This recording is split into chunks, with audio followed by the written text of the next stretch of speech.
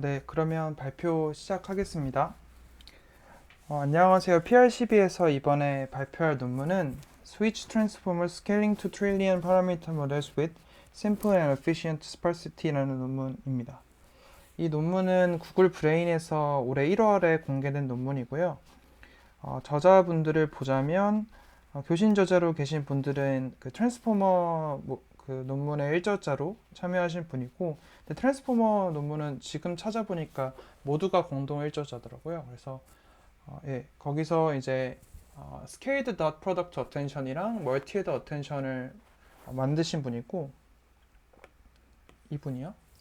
그리고 그 외에도 뭐 메쉬 텐서플로우라고 이 논문에서도 소개되고, 이제 엄청나게 큰 스케일의 랭귀지 모델을 학습할 때 사용되는 어, 그 모듈을 만드신 분이기도 합니다. 그래서 1저자로 계신 분은 그 강화학습 쪽으로 많이 연구를 하신 분이라고 하고, 2저자로 계신 분은 그 나스 논문에 참여하신 분이고, 그거 말고도 뭐 그 텍스트겐이라고 이제 T5에서 사용되는 프리트레이닝 메서드 기반의 방법론 등을 제안하신 분입니다.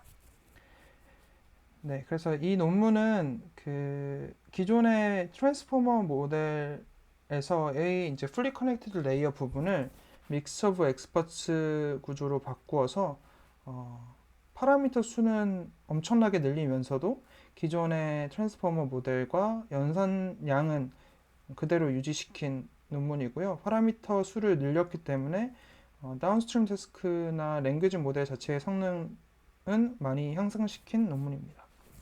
저는 발표를 맡은 박성남이라고 하고 카카오에서 일하고 있습니다. 그래서 발표 순서는 그 일단은 이 논문의 핵심 내용을 먼저 요약해서 설명을 해드리고, 이 논문에서 사용되는 MOE나 뭐 T5, Gshard 등등에 대해서 소개를 해드린 다음에 스위치 트랜스포머가 기존의 MOE 트랜스포머 등등과 어떻게 다른지, 그리고 실험 결과와 디스커션 순서대로 설명해드리도록 하겠습니다. 네, 먼저 그냥 빠르게 이 모델이 어떻게 구성되어 있는지에 대해서 설명을 해드리면, 사실 빅 랭귀지 모델이라고 해도 그 안에 들어가는 기본적인 모듈 구조는 트랜스포머에서 크게 바뀌지 않았었는데요.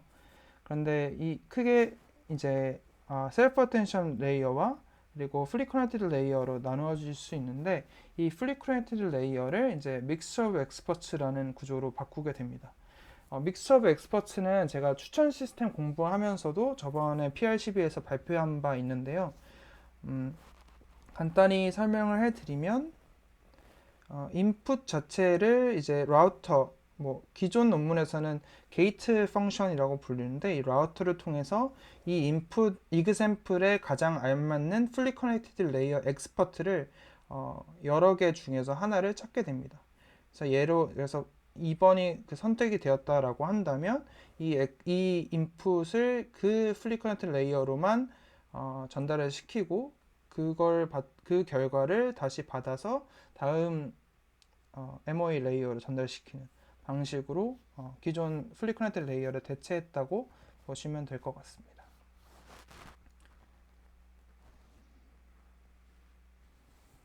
네, 그래서 이 논문에서 본인들이 그 주장하는 컨트리뷰션은 기존의 믹스 오브 엑스퍼츠 구조 자체를 엄청나게 단순화시켰어요. 그래서 기존의 믹스 오브 엑스퍼츠는 탑 K 엑스퍼트를 뽑는 데 반해 이 논문은 탑 1 엑스퍼트만 뽑았고, 그래서 이제 백본 모델이 이제 구글 T5 모델이라고 제가 예전에 PRCB에서도 발표한 적이 있는 논문인데, 그 논문에서의 구조를 거의 유사하게 텍스트 투 텍스트 포맷으로 학습을 하되, 기존 T5 모델보다 같은 성능을 이루는데 7배 정도 빠르게, 그리고 물론 당연히 같은 연산 장비죠. 그리고 토큰 자체의 연산량은 기존과 동일하게 유지시켰다라고 하고요. 사실 여기에는 가로 열고 파라미터 수는 엄청나게 증가했습니다. 파라미터 수는 진짜 엄청나게 증가를 한 거겠죠.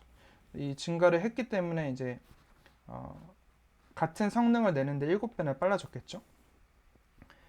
그리고 그 이후에 디스틸레이션을 통해서 기존 T5 모델과 플롭스도 연산량도 같고 파라미터 개수도 같게끔 디스틸레이션을 했는데도 기존 모델들보다 그 좋은 성능을 보였다라는 걸 증명을 했고요.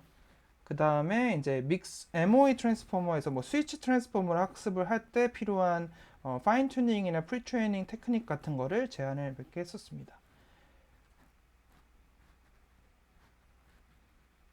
네, 그러면 다시 이 논문에 대해서 하나하나 차근차근 설명해 드리도록 하겠습니다. 먼저 이 부분은 제가 저번 PRCB 발표 때 가져온 부분을 그대로 가져온 건데요. 믹스 오브 엑스퍼츠는 이제 91년도에 힌튼 교수님이 참여한 논문에서 처음 제안되었고요. 2017년도에 이제 힌튼 교수님과 제프 딘이 참여한 논문에서 랭귀지 모델에서 RNN 대신에 MOE 레이어라는 걸 만들어서 되게 엄청나게 큰 랭귀지 모델을 만들어서 학습된 적이 있습니다. 이때는 이제 기존 제가 설명드렸던 부분과 똑같은데요. 다만 다른 점은 이 게이팅 네트워크가 이제 이 논문에서는 그 라우터라고 이름이 바뀌었고요. 그거 말고도 여기서는 이제 X에 대해서 그 X에 맞는 엑스퍼트를 이제 K개를 고르게 되는데 스위치 트랜스포머는 K개가 아니라 단 한 개만을 고르게 됩니다.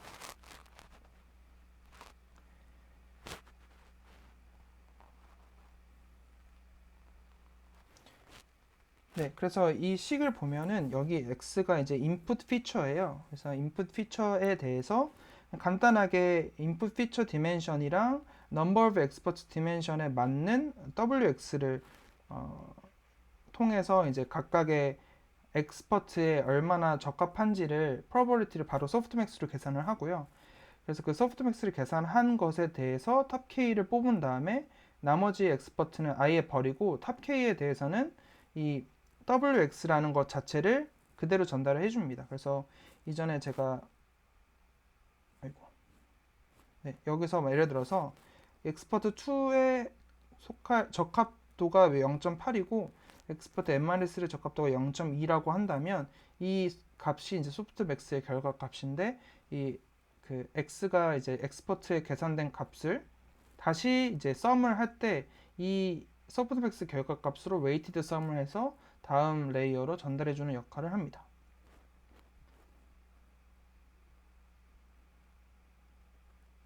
네, 구조 자체는 이해하기가 그렇게 어렵진 않았어요, 저는. 네, 이제 이게 MOE고, 이제 그 MOE를 어떻게 쓸 거냐와 이제 관련해서 그거 말고도 이제 이 모델에서 백본으로 쓰인 T5 모델에 대해서 간단히 설명을 해드리면 T5 모델은 그 라지 랭귀지 모델 중에 하나인데 여기서 특이한 점은 모든 다운스트림 태스크를 보통은 우리가 뭐 다운스트림 태스크마다 클래시피케이션일 수도 있고 리그레션일 수도 있고 클래시피케이션이라고 한다면 클래스 수가 달라질 수도 있을 거잖아요. 그래서 각각의 태스크에 맞게끔 파인 튜닝 레이어를 따로 정의를 하는데 이 T5 같은 경우에는 모든 다운스트림 태스크를 약간 대화하듯이 텍스트 투 텍스트 포맷으로 전달을 해주게 됩니다. 예를 들어서 이 Translate English to German 이게 이제 태스크에 대한 정의인 거예요. 이 정의를 바탕으로 인풋 센텐스가 주어지면 아웃풋 센텐스가 이렇게 되게끔 이제 시퀀스 투 시퀀스 컨셉으로 그 파인 튜닝을 다운스트림 태스크에서 파인 튜닝을 하는 거죠. 그걸 하면서 이제 그 프리트레이닝 메서드 자체에 대해서도 이렇게 여러 가지 방식들을 실험을 했었고 그 결과 그 약 101가지의 110개의 랭귀지 모델링에서 되게 좋은 퍼플렉시티를 보여주었다라고 증명된 바가 있습니다. 네, 이제 이 그 스위치 트랜스포머도 이 구글 T5 모델을 백본으로 사용을 했고요. 그거 말고 이제 MOE 트랜스포머라는 모델은 작년에 2020년에 나온 적이 있어요. 그래서 Gshard에 참여했었던 분이 이제 여기 저자로 참여한 것 같았는데 이 모델 자체도 사실 제가 아까 설명드렸던 그 MOE 2017년에 나온 MOE랑 거의 똑같아요. 다만 달라진 점은 그 2017년도에 나온 거는 MOE 모델 자체를 이제 RNN 대신 썼다면 여기서는 이제 이 MOE 자체를 풀리 커넥티드 레이어를 대신해서 쓴 거고요. 다만 여기서 더 달라지는 점은 이제 디바이스 플레이스먼트라고 해서 각 디바이스별로 트랜스포머 모델이 있고 그 트랜스포머 모델에 풀리 커넥티드 레이어가 이제 디바이스별로 따로 있어요. 디바이스별로 따로 가지고 있다가 이 게이팅 네트워크가 이제 결국 네트워크 커뮤니케이션을 통해서 한 디바이스에 있었던 값을 만약에 이 값에 적합한 엑스퍼트가 다른 디바이스에 있으면 그 디바이스로 보내서 계산을 하고 다시 받고 이런 방식으로 한 개 G샤드 논문이고요. G샤드 논문에서는 이제 그 저자가 설명한 이제 리미테이션이 몇 가지가 있었는데 첫 번째로는 이제 탑 K 엑스퍼트를 고르는 과정에서 로드 밸런싱 문제가 있었다라고 해요. 이게 무슨 말이냐면 예를 들면 여기다가 설명을 하겠습니다. 아이고 죄송해요. 다시 키겠습니다. 잠시만요.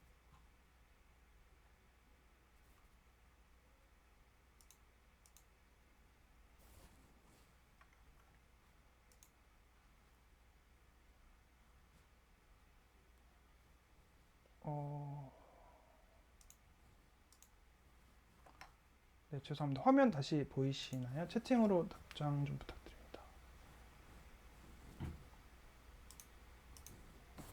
네, 감사합니다. 그럼 다시 발표 시작하겠습니다. 아이고, 왜 이러지?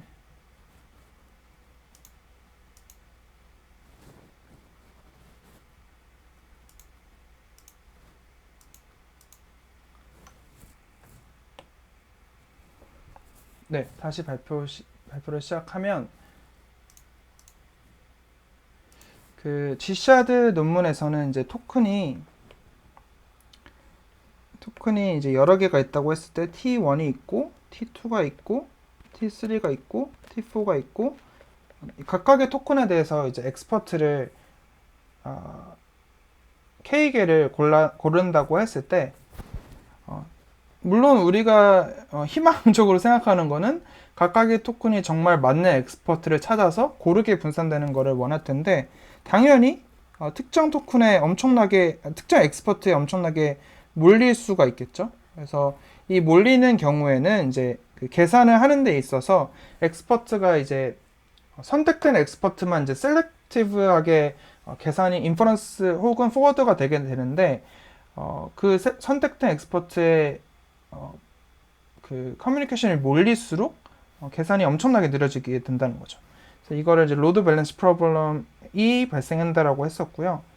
그 다음에 이제 이것도 어쩔 수 없이 디바이스 간의 네트워크 커뮤니케이션을 해야 되는데 커뮤니케이션 자체가 엄청나게 비쌌고 네, 그리고 제가 방금 설명드렸다시피 이제 엑스퍼트 수가 많아지면 이제 그 엑스퍼트를 고르게 사용을 해야 되는데 몇 개의 엑스퍼트만 사용하게 된다라는 문제점들이 있었습니다. 사실 이 논문은 이 G샤드에서 그 제기된 이러한 리미테이션들을 해결한 논문이라고 보셔도 될 것 같아요. 그래서 이걸 기반으로 만든 스위치 트랜스포머는요. 첫 번째로는 그 MOE 레이어에서 그 탑 K를 뽑는 메커니즘을 탑 1으로 뽑는 걸로 바꿨어요. 그래서 그렇게 되면 어떻게 되냐면 T1이 있고 T2가 있고 T3가 있고 엑스퍼트가 이제 E1, E2, E3, E4가 있다고 했을 때 각 토큰별로 매칭되는 엑스퍼트가 단 한 개인 거죠. 이게 이제 스위치 라우팅이라고 불리는 거고요. 또 하나 특이한 점은 여기서는 각각의 엑스퍼트가 감당할 수 있는 토큰의 개수, 뭐 인풋의 개수를 제한을 합니다. 예를 들면 뭐 엑스퍼트 1인 계산할 수 있는 게 이제 3개다라고 한다면 3개 이상의 토큰이 이 엑스퍼트로 할당이 되면 그 이후부터는 아예 계산을 받지를 않아요. 그래서 이걸 바탕으로 이제 되게 현실적으로 믹스업 엑스퍼트를 트랜스포머 안에 가져갈 때에도 계산 속도를 어느 정도 유지를 하면서 당연히 이제 엑스퍼트가 K개를 고를 때랑 한 개를 고를 때랑 커뮤니케이션 비교를 한다면 당연히 한 개만 보내는 게 훨씬 더 싸겠죠. 그리고 라우터 컴퓨테이션 자체도 원래는 그 탑 K를 뽑는 계산을 탑 K 인덱스를 뽑는 계산을 하다가 탑1 인덱스를 뽑는 계산만 하면 되니까 라우터 컴퓨테이션 자체도 리듀스 됐고요. 그리고 이제 뭐 임플리멘테이션 자체도 간단화됐고, 제가 방금 말씀드린 커뮤니케이션 커스트도 줄어들었다고 합니다. 이게 아까 제가 설명드렸던 부분인데요. 토큰별로 엑스퍼트가 할당이 되게 되는데, 예를 들면 이 빨간색 줄이 이제 그 할당되는 이 엑스퍼트가 감당할 수 있는 게 여기서는 2개예요. 이 2개인데 여기서는 이제 줄이 3개가 됐죠. 줄이 이제 3개가 들어오게 되니까 마지막 이 빨간색 줄은 그 아예 얘가 버리는 거죠, 계산을. 이제 이게 이제 스위치 라우팅이라고 불리는 건데요. 그래서 아까 제가 말씀드렸던 각각의 엑스퍼트가 몇 개의 토큰을 감당할 거를 어떻게 계산을 하냐면 엑스퍼트 카파시티라는 하나의 하이퍼 파라미터를 정의를 한 다음에 이 엑스퍼트 카파시티는 배치에 포함되는 토큰 수를 넘버 오브 엑스퍼트로 나눠서 예를 들어서 배치에 할당되는 토큰 수가 뭐 1024개라고 하고 넘버 오브 엑스퍼트가 512개라고 한다면 이 값은 이제 2가 되겠죠. 그래서 거기서 캐퍼시티 벡터가 보통 1.0 또는 1.5인데 여기서는 2까지 실험할 수 없나? 하여튼 이걸 계산을 하게 되면은 각각의 엑스퍼트가 감당할 수 있는 토큰의 수는 각각 2개, 3개, 4개가 되겠죠. 이를 바탕으로 이제 엑스퍼트 캐퍼시티라는 하이퍼 파라미터를 정의를 내려서 그걸 바탕으로 이제 캐퍼시티 팩터가 1.0이면 2개만 할당할 수 있으니까 그 2개 말고는 다 버리고 캐퍼시티 팩터가 늘어나면 늘어날수록 엑스퍼트가 감당할 수 있는 토큰 수가 늘어나니까 여기서는 이제 3개가 되는 거죠. 이렇게 조절을 좀 해줬고요. 당연히 엑스퍼트 캐퍼시티가 늘어나면 늘어날수록 성능은 그 네트워크 구조나 뭐 연산 속도 자체는 느려지게 되겠죠. 그거 말고도 이제 여기서는 그 로드 밸런싱 로스라는 거를 또 제안을 했어요. 이게 뭐냐면 간단히 설명을 해드리면 어떠한 그 소프트맥스의 예측값이 이렇게 주어질 거잖아요. 소프트맥스 값이라고 한다면 라우팅 그 펑션에서의 소프트맥스 값이라고 한다면 각각의 엑스퍼트에 속할 확률을 이제 계산을 하는 건데 이 각각의 계산된 엑스퍼트의 확률의 최대값을 미니마이즈 하는 방식으로.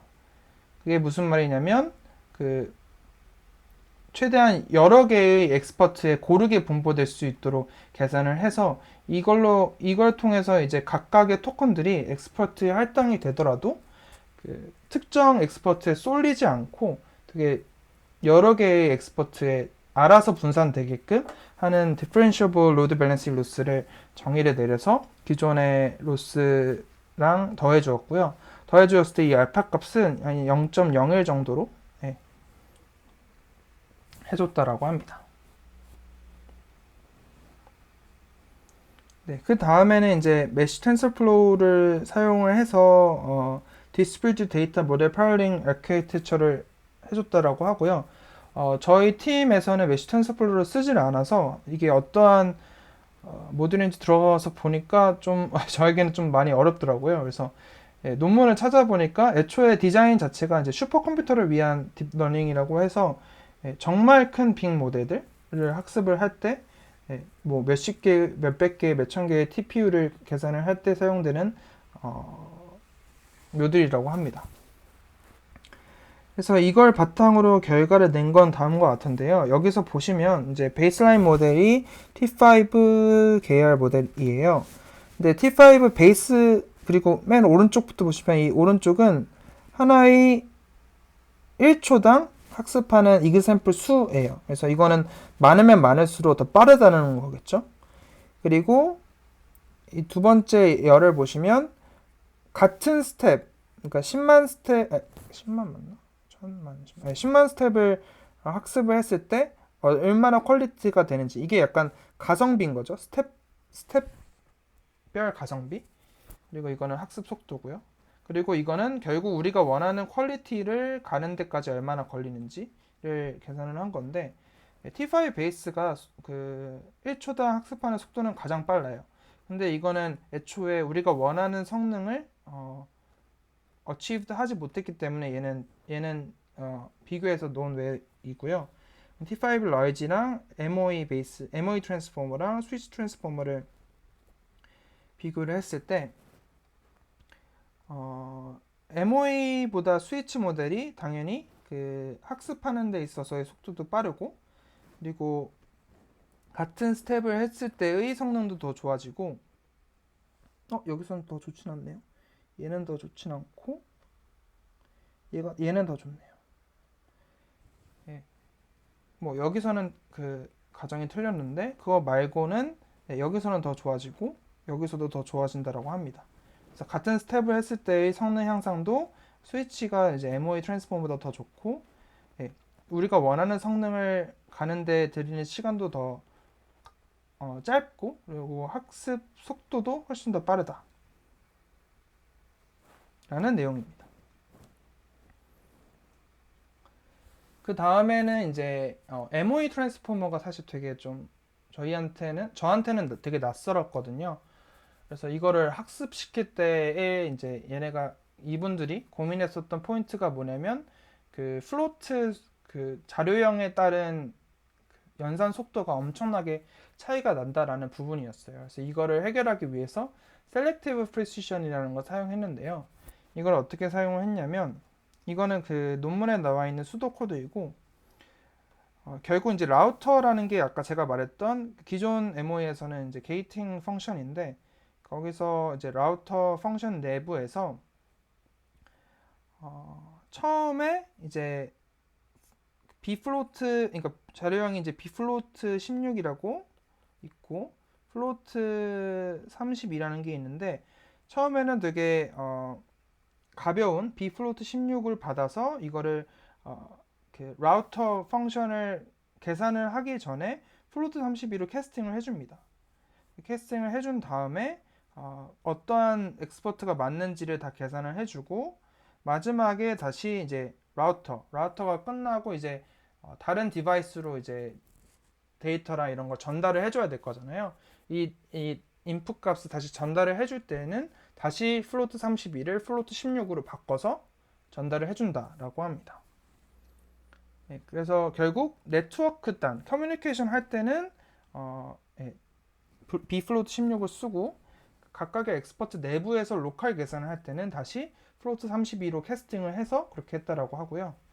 그 결과 플로트 30이랑 bfloat 16에서 플로트 32가 더 오래 걸리는 대신 성능은 좋았었는데, 이 셀렉티브 프리시전을 통해서 성능은 이제 플로트 32만큼 좋고, 속도는 bfloat 16만큼 빠른, 이렇게 그런 결과를 내보냈다라고 해요. 그래서 이 부분도 되게 재밌었습니다. 특히 여기는 그 메쉬 트랜스포머 GitHub에 MOE 트랜스포머랑 스위치 트랜스포머가 다 있고, 논문 자체에서도 수도 코드별로 되게 상세하게 설명되어 있어서 공부하기에 되게 좋더라고요. 그 다음에 이제 뭐 파라미터 이니셜라이즈를 하는데, 트렁크드 노멀 디스트리뷰션을 쓰되 기존에 이니셜라이제이션 하는 것보다 훨씬 더 작게 이니셜라이제이션을 했더니 퀄리티가 엄청나게 올라갔다. 예, 이거 좀 신기했었던 게, 다른 실험들보다 좀 많이 올라갔더라고요. 그래서 많이 올라간 걸 보고 역시 이니셜라이제이션 자체에 대한 실험도 되게 중요하구나라는 생각을 했었고, 또 하나 이제 레귤러라이즈 측면에서 드롭아웃을 주는데, 드롭아웃을 줄 때 이제 엑스퍼트 부분이랑 넌 엑스퍼트 부분을 나누어서 드롭아웃을 다르게 주었다라고 해요. 그래서 여기서 이 오른쪽 표에서 보면은 D가 이제 그냥 non expert dropout이고, 이 D가 이제 expert dropout인데, 엑스퍼트의 내부의 그 매트릭스에는 한 0.4 정도의 강한 dropout을 주고, 다른 non export에는 그냥 0.1 정도에 들어봐 줬더니 성능이 제일 좋았다라는 부분이었고요. 이런 게 이제 학습하거나 파인 튜닝 할 때의 테크닉이었습니다. 그래서 이제 결국 실험 결과로 넘어가면 이거는 뭐 어떻게 보면 당연한 얘기예요. 이거는 사실 좀 너무 많이 들어서 지겨우실 수도 있는데 파라미터가 늘어날수록 성능은 좋아지고요. 근데 여기서 좀 비교해 볼 만한 점은 T5와의 비교인데 이제 T5가 이제 이 주황색, 아니, 보라색이거든요. 근데 모든 스위치 기반 모델들이 같은 성능을 이루는 데 들이는 시간이 T5에 비해서 7배 정도 빨랐어요. 그래서 예, 물론 스위치 트랜스포머 자체가 파라미터 수가 엄청나게 많기 때문에 이걸 학습하기 위한 TPU 팟이 엄청나게 많아야 하지만 그게 주어진다라고 한다면 T5보다 훨씬 더 빠른 시간 내에 그리고 같은 연산량으로 좋은 성능을 낼 수 있다는 거죠. 그 다음에 다운스트림 태스크에서는 예, 보통은 우리가 이제 뭐 베이스라는 거를 정의하고 라지라는 거 정의를 할 때 파라미터를 갖게 해서 모델 이름을 맞추잖아요. 비교 그러니까 대조군과. 근데 여기서는 파라미터 자체를 비교하는 게 좀 의미가 없는 게 애초에 스위치 트랜스포머 자체가 파라미터 수는 엄청나게 많고 그 중에서 이제 셀렉티브 인퍼런스를 하기 때문에 그걸 파라미터 수로 비교하는 거는 정당하지 않고 대신에 이제 얘는 각 토큰별 플롭스 수로 계산을 해요. 그래서 토큰당 연산되는 수가 같으면 사실상 인퍼런스에 드는 비용 자체는 계산 비용 자체는 동일하니까 T5랑 비교를 할 때 T5 베이스랑 이제 플롭스 수를 동일하게 맞췄고요. T5 라지랑 스위치 라지랑 플롭스를 동일하게 맞춰서 파라미터 수는 물론 엄청나게 크죠. 이렇게 해서 결과를 냈더니 스위치 기반 모델들이 T5 기반 모델들보다 훨씬 더 좋은 성능을 보여주고 있습니다. 그 다음에 이제 디스틸레이션 쪽 실험도 했었는데요. 그 디스틸버트에서 공개된 다양한 이제 버트 모델들에 사용되는 디스틸레이션 메서드를 그대로 가져와서 사용했어요. 사실 스위치 트랜스포머 자체가 게이팅 하거나 뭐 라우팅 하거나 하는 거 말고는 각각의 개별 기능들은 이제 트랜스포머랑 거의 동일하기 때문에 디스틸레이션 메서드를 그대로 사용할 수 있었다라고 하고요. 그래서 이제 이 논문에서 제안된 디스틸레이션 방법을 사용을 했더니 이 첫 번째 줄이랑 이 다섯 번째 줄만 비교를 하면 되는데 T5 베이스가 있고 이제 스위치 베이스를 막 여러 가지로 디스틸레이션을 했더니 플롭스 수는 애초에 그 이름이 같으니까 당연히 계산량 똑같고 파라미터 수도 원래 많았는데 이것도 엄청나게 줄였어요. 같게끔. 결국 이제 디스틸 T5 베이스는 그냥 T5 베이스랑 파라미터 수도 같고 플롭스 수도 같은 거죠. 사실상 계산하는 측면에서는 이제 동일한 건데 뭐 핸들 서빙하거나 계산하는 측면에서는 똑같은 건데 슈퍼글루에서 이제 30%의 게인을 가졌다. 여기서 이 30%가 뭐냐면 T5 베이스를 0이라고 하고 스위치 베이스에서 얻는 게인, 그 성능 게인을 100이라고 했을 때 그 100 중에서 30 정도는 그대로 유지를 했다라고 보시면 됩니다. 네, 이것도 되게 좀 신기했는데요. 그 멀티링구얼 러닝에서 그 기존의 T5 모델이 되게 여러 가지 110개의 101개였나? 여러 개의 랭귀지에서 그 퍼플렉시티가 되게 좋았었는데 그 모든 랭귀지에서 이제 그 스위치 트랜스포머가 더 좋은 퍼플렉시티를 보여주었다라고 합니다. 이 논문에서는 좀 디스커션 같은 것도 본인들이 질문하고 자문전답하는 코너가 있어서 그거 되게 재밌게 읽어가지고 그거는 그대로 가져왔는데요. 그냥 위에서부터 그냥 간단하게 설명을 해드리면 내가 슈퍼컴퓨터가 없는데 이거 나한테 의미가 있냐라는 뭐 질문이었는데 애초에 이 모델 자체가 제가 생각했을 때 MO의 가장 큰 장점은 이제 셀렉티브 인퍼런스라고 생각하거든요. 그 계산량 자체가 모델 사이즈에 비해서 엄청나게 줄어든다는 거. 그래서 네, 그래서 이거를 활용을 한다면은 엄청나게 작은 장비에도 들어갈 수 있을 수가 있겠죠. 지금 생각했을 때 뭐 디스틸된 T5 베이스도 사실 웬만한 회사에서는 서빙하기는 쉽진 않을 것 같은데 그래도 이제 이런 거를 계속 셀렉티브 트레이닝이나 디스틸레이션을 같이 활용을 한다면 점차 이제 사용을 할 수 있을 것 같고요. 그 다음에도 뭐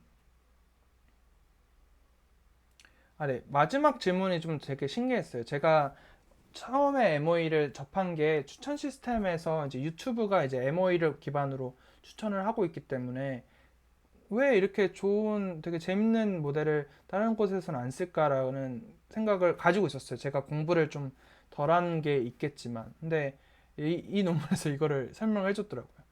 이 논문에서 설명한 바에 따르면은 MOE 자체가 학습을 하는 데 있어서 MOE를 포함한 스파스한 모델을 학습을 하는 데 있어서 되게 어려운 점들이 있었는데 모델 자체의 컴플렉시티를 핸들하는 부분 그리고 학습 자체가 되게 어려운 부분 그리고 가장 큰 거는 이제 믹스 오브 엑스퍼트가 여러 개의 엑스퍼트가 있고 그 엑스퍼트 간에 이제 커뮤니케이션 비용 네트워크 라우팅 비용이 필요한데 이 커뮤니케이션 비용을 효율적으로 하기가 되게 어려웠다라고 이 논문에서 소개를 해줬습니다.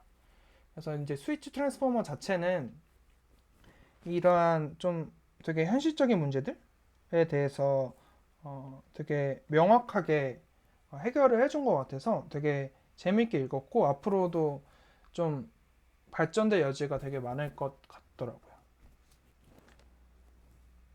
네, 그래서 제 발표는 여기까지고요. 이 모델 다시 한번 설명해드리면 기존의 트랜스포머 구조에서 플리 커넥티드 레이어 부분을 MOE로 교체를 한 거고 MOE를 교체를 할 때 탑 K를 뽑는 게 아니고 탑 1을 뽑는 이제 스위치 레이어라는 거를 새롭게 제안을 했고요. 그 결과 기존 모델들보다 파라미터 수는 많지만 같은 연산량으로 훨씬 더 좋은 성능을 보인 모델입니다.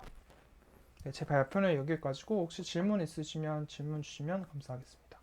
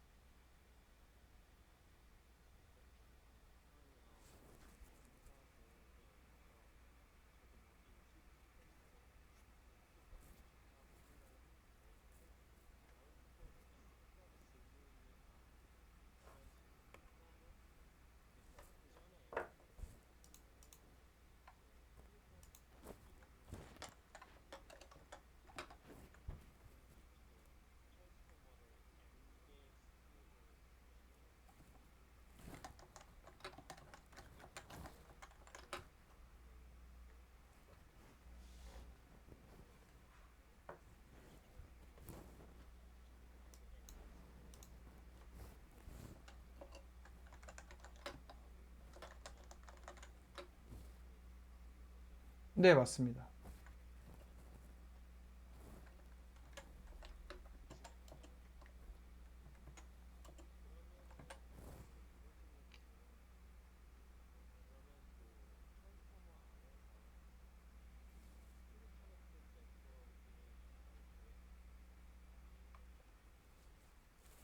어,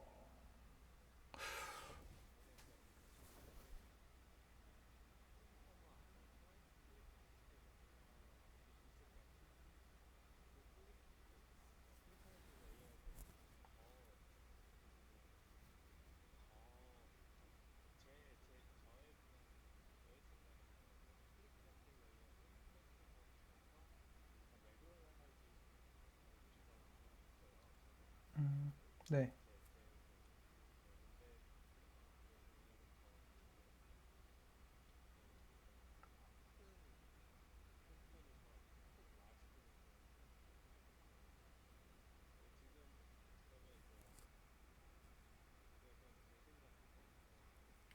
어,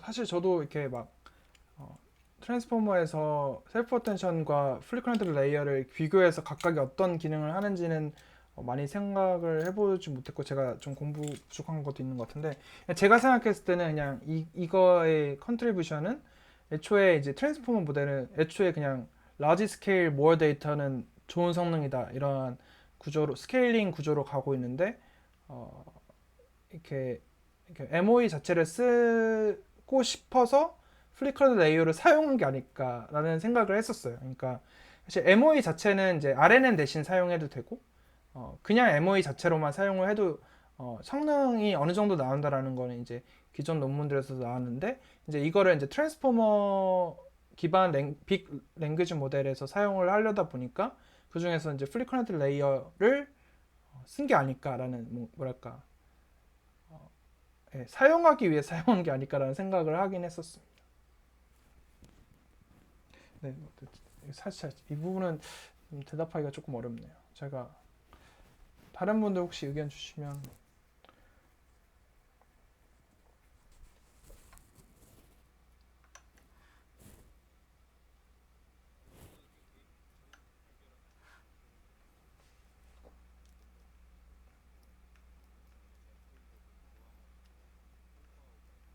네, 맞아요.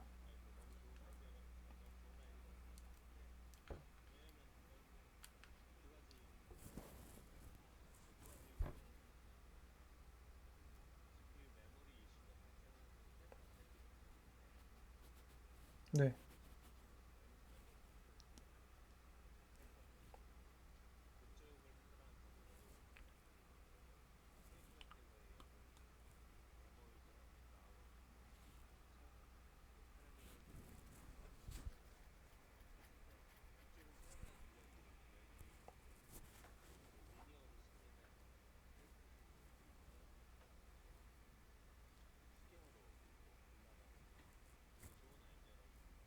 음.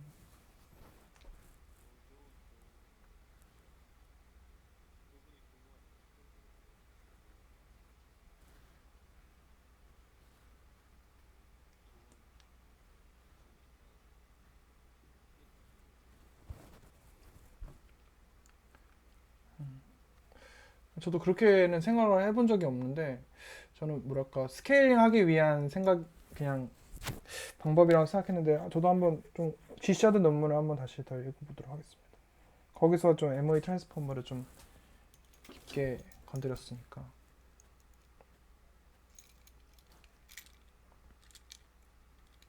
근데 뭐랄까 약간 빅모델에서 되게 좋은 방향을 제시해준 논문인 것 같더라고요. 저는 MOE도 좋아하고 트랜스포머도 좋아하는데 각각은 이제 추천 시스템에서 MOE가 쓰여서 재밌었고 NLP에서 트랜스포머 쓰여서 재밌었는데 둘이가 합쳐진 구조라서 되게 재밌게 읽었습니다. 저도.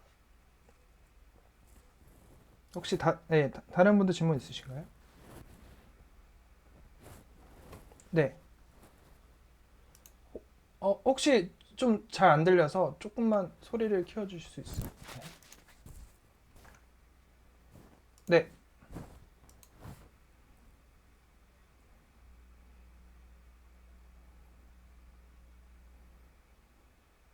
네. 이거는 제가 각각의 디스틸레이션 방법을 다시 정리하진 않았고 그냥 디스틸 버트라고 해서 2019년도에 버트의 디스틸레이션 방법들을 되게 다양한 걸 비교하고 정리한 논문이 있어요. 이제 거기서 사용된 방법론들을 그대로 가져왔다라고 되어 있었습니다. 그리고 그 네.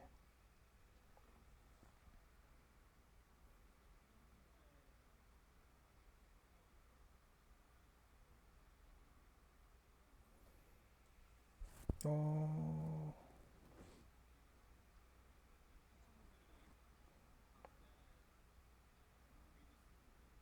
네네.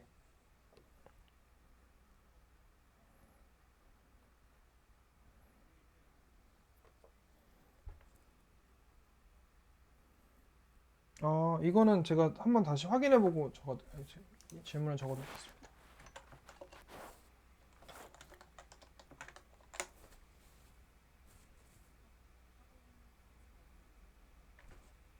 네.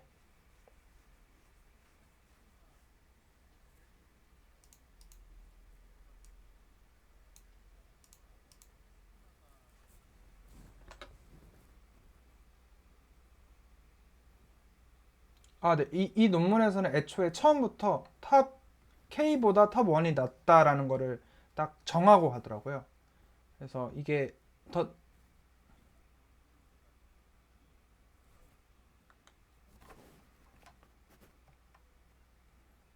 네. 아, 네. 그러한 그 스터디는 없었습니다. 태스크마다 뭐 익스퍼트 그룹이 있고 어떤 익스퍼트를 잘 하더라 이러한 내용은 없었어요. 네. 그거는, 네. 네. 맞아요. 저도 궁금하긴 하더라고요.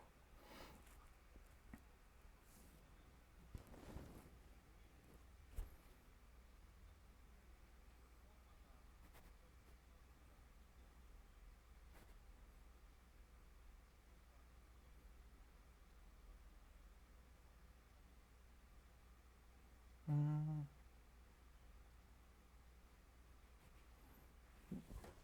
약간 그 부분은 사실 제가 저번에 리뷰했었던 추천 시스템에서 MOE 쓸 때는 되게 많이 분석이 됐었는데 여기서는 아예 그러한 뭐 엑스퍼트별 액티베이션 정도 이런 거에 대해서는 언급이 아예 안 돼 있더라고요.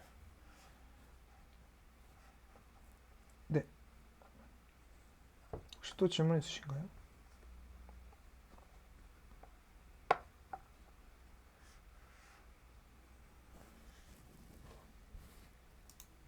네, 질문 더 없으시면 제 발표는 이것으로 마무리하도록 하겠습니다. 도현님이 질문 주신 건 답변 드리도록 하겠습니다. 네, 들어주셔서 감사합니다.